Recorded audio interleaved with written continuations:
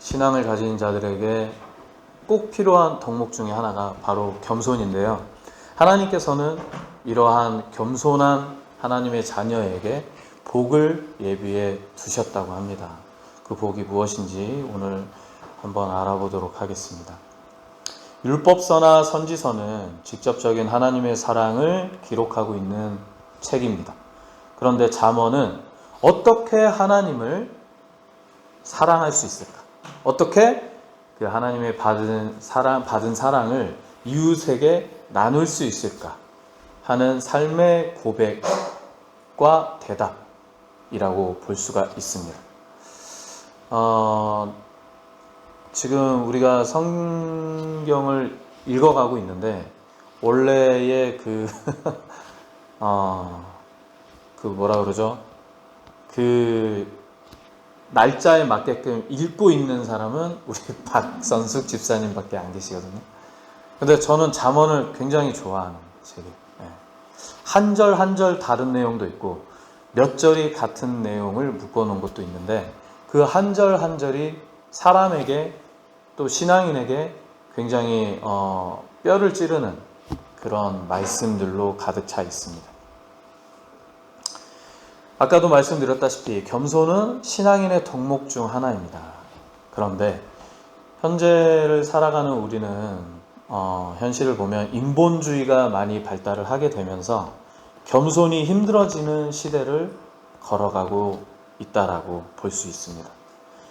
이 마태복음 6장 3절에서는 이렇게 말을 하고 있어요. 오른손이 하는 것을 왼손이 모르게 하라라는 말씀이 있거든요.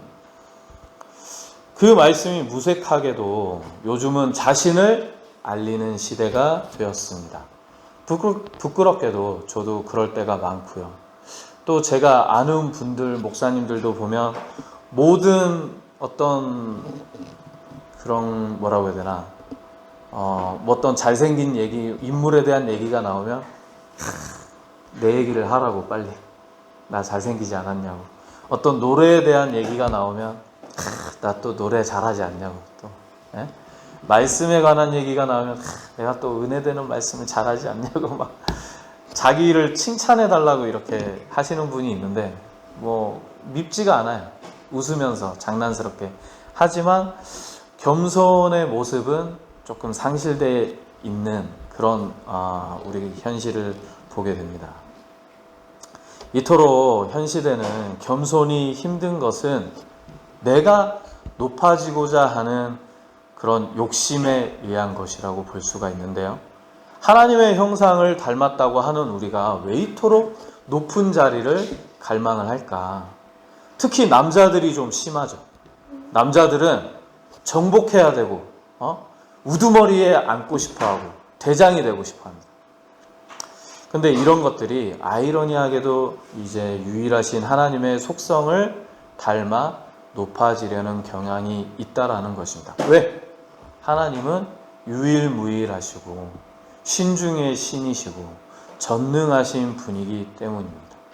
이 하나님의 이러한 속성을 가졌지만 하나님의 능력은 우리에게 없죠. 자신을 인정할 줄 알아야 하는데 내 능력밖에 더 큰 것을 원하는 것이 바로 인간입니다. 하나님께서는 인간의 이러한 성향을 알고 계셨고 또 그러한 인간이 죄를 지을 것이기 때문에 인류를 구원하시기 위해 예수 그리스도를 보내주셨습니다. 이 예수 그리스도의 탄생과 희생을 예비해 놓으셨다는 것이죠. 인간의 죄 때문이자 인간을 사랑하시어 예수님을 보내신 것입니다. 요즘 시대는 점점 겸손을 지키지 말자고 얘기합니다. 그러나 성경은 반대로 겸손하라고 얘기하고 있죠. 그렇다면 우리는 어떻게 살아야 할까요? 신앙인이기 때문에, 교회에 다니고 있기 때문에, 성경에 쓰여 있기 때문에 그저 겸손하라니까 억지 겸손을 따라 살아야 하는 걸까? 아니면 성경은 오래전에 쓰여진 책이기 때문에 시대에 뒤떨어진 걸로 알고 세상의 관점과 유행과 가르친 대로 우리는 살아야 하는 걸까? 어떻게 보면 쉬운 문제일 수 있지만 신앙인인 우리가 세상을 살아갈 때에 세상 법과 하나님의 법, 세상의 지식과 하나님의 가르쳐 주신 그 지식이 상충되는 부분이 굉장히 많다라는 걸 우리가 알 수가 있습니다. 본문 말씀에 여호와 경외함, 여호와를 경외함 이런 단어가 나오죠. 이 겸손과 여호와를 경외하는 것이 바로 깊은 관계가 있다라는 것을 은연중 알 수가 있습니다. 즉 여호와를 경외할 수 있는 사람은 여호와를 경외할 수 있는 사람은 겸손한 사람이라는 것을 말을 하고 있는 것입니다. 바꿔 말하면 겸손은 참된 생활을 가능케 하고 여호와를 경외할 수 있게 되는 삶을 살 수 있게 되는 것입니다. 연결되어 있다. 이 여호와의 경외함, 여호와를 경외함은 무엇인가? 여호와를 의지하고 자신의 부족함을 인정하고 의지의 복종과 죄의 확신, 내가 죄인이라는 것을 아는 것, 이 모든 것을 포함하고 있다라는 것이에요. 반대로 겸손하지 못하면 하나님께 불순종하게 되는 것이고 자신의 죄를 모르게 되는 것이고 자신이 잘난 줄 알고 착각하며 살아가니 어떻게 여호와를 경외할 수가 있겠습니까? 경외할 수가 없다는 것이죠. 주기철 목사님 아세요? 주기철 목사님? 얘기는 들어보셨습니까? 우리 교회는 새벽 예배가 없는데 한국 교회에 새벽 예배를 만드신 분. 그러니까 한국 교회의 영적인 아버지라고 볼 수가 있죠. 이 주기철 목사님과 사제지간이었고 이 주기철 목사님 교회에 장로님으로 심우하시던 조만식 장로님이라는 분이 계셨습니다.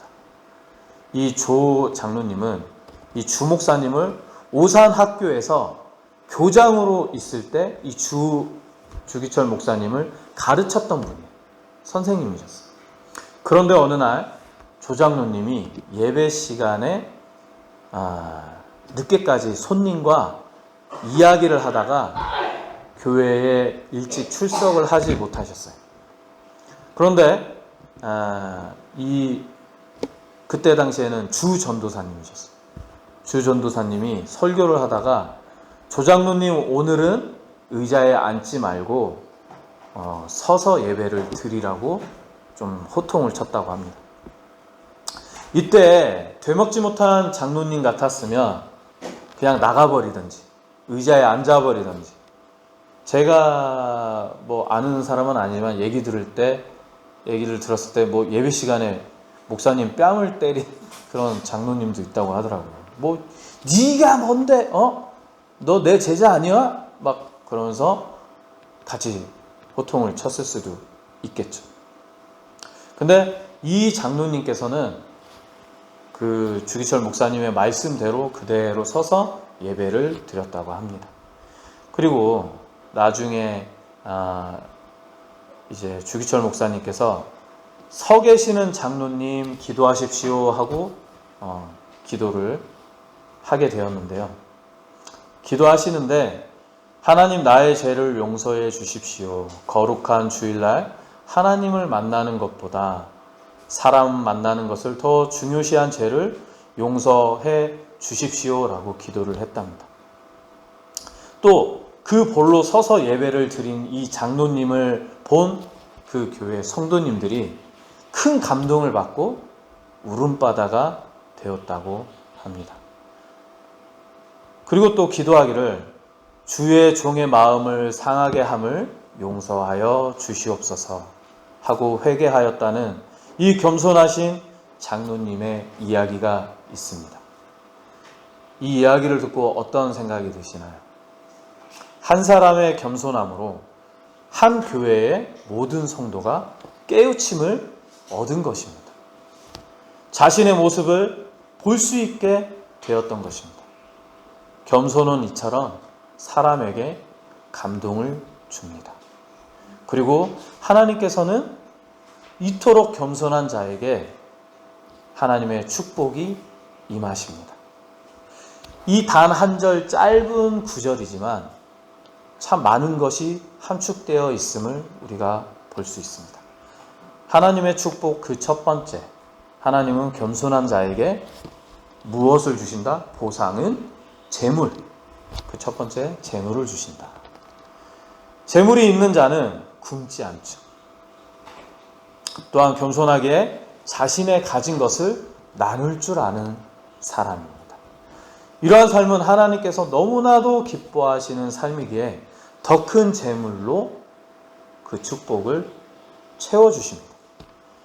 또한 이렇게 재물을 받았지만 겸손한 자는 하나님의 인도하심을 받게 되며 내가 한 것이 아닌 주님께서 하신 것이라 그 공을 돌리게 되고 하나님의 그 공급하심과 이끄심, 일하심, 그렇게 하나님을 다시금 찬양하게 되는 사람입니다. 이는 하나님 앞에 최고의 겸손이라고 볼 수 있는 것입니다. 그리고 두 번째, 재물 다음에 무엇이죠? 영광을 주신다고 합니다. 뿌린 대로 거둔다라는 말이 있습니다.